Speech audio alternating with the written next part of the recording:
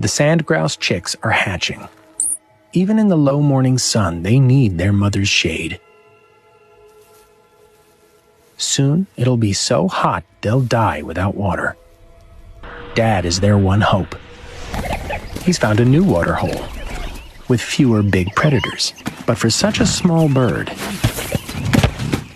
even negotiating gentle giants is tricky. Carrying water back to his chicks will be even harder.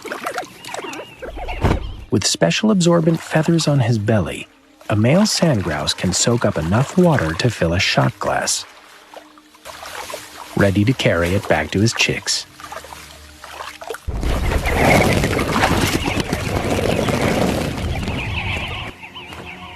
A 2-hour flight home, heavily laden.